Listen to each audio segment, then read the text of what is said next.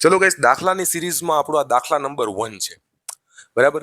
દાખલા નંબર 1 એમ કહે છે કે ભાઈ 500 ઓહમના બે અવરોધને શ્રેણીમાં જોડી 250 વોલ્ટ સપ્લાય આપવામાં આવે છે. એટલે 500 ઓહમના બે અવરોધ છે. ઉકેલ જોઈએ. 500 ઓહમના બે અવરોધ છે, બરાબર. એને છે કેમાં જોડ્યું? આપણે શ્રેણીમાં જોડ્યું છે. કેમાં જોડ્યું? શ્રેણીમાં જોડ્યું.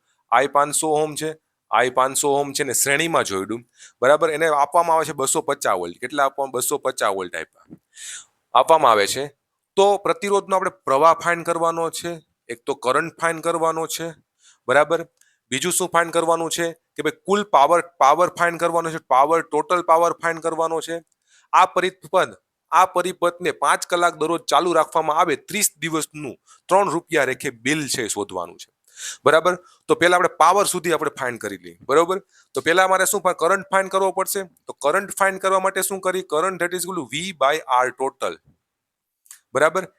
યાદ ના રહે તો વોલ્ટેજ આપો તો કરંટ મળે અને રેઝિસ્ટન્સ ખાવા પહોંચી જાય. આમાં તમારે કરંટના સૂત્રનો કરતા બનાવી લેવાનો, રેઝિસ્ટન્સ નીચે જવા દેવાનું, સિમ્પલ. એટલે આઈ નું ઇક્વેશન તમને મળી જાય, બરાબર. એટલે તમારે આઈ કેટલો આવશે? તમારી પાસે વોલ્ટેજ છે મારી પાસે 250 વોલ્ટ અને મારી પાસે 500. આર ટોટલ કઈ રીતના મળશે? સિરીઝમાં હે તો સરવાળો થાય 500 પ્લસ 500 આવી રીતના થાય. તો કેટલા આવી ગયા? 1000. તમારી પાસે 1000 આવી ગયા, બરાબર. તો નીચે શું આવશે? આર ટોટલ 1000 આવી ગયા. તો આ તમારી પાસે શું આવશે? આઈ ની વેલ્યુ શું આવશે?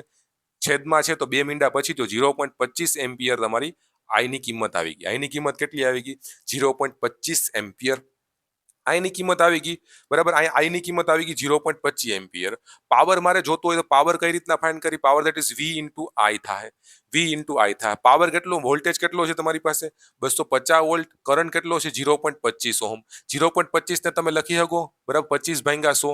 હા, લખી શકો. આ તમારું અહીંથી વયું ગયું. અહીંથી 25 બરાબર, અને 5 દુ 10, બરાબર. તો 25 પંચા 125 ભાગ્યા 2 આ તમારો પાવર આવી ગયો. 125 ભાગ્યા 2 તમારો પાવર આવી ગયો. 125 ભાગ્યા 2 છે કેટલા થશે? હવે જે આને કરો 120 ના અડધા કરો.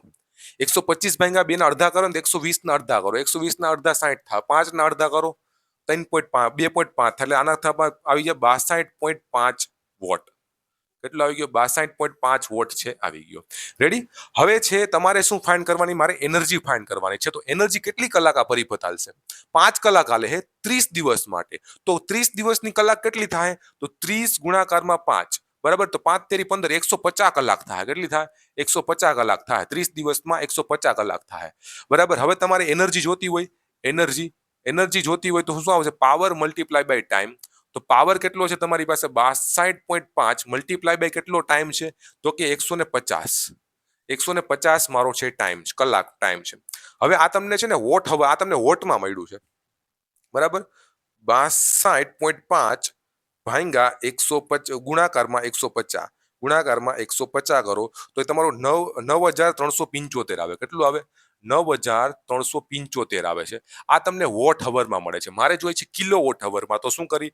9375 ભાંગા 1000 તો કિલો વોટ હવરમાં મળી જશે. તો 9 ભાંગા 1000 કરો, ભાંગા 1000 કરો.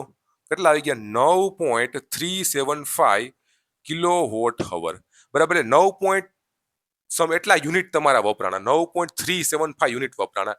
યુનિટ દીઠ 3 રૂપિયા છે તો 9.375 મલ્ટીપ્લાય બાય 3 કરી નાખો, બરાબર. તો 9.375 મલ્ટીપ્લાય બાય 3 કરી નાખ્યા, બરાબર. તો કેટલા આવી ગયા? 28.12 રૂપિયાનું બિલ આવશે.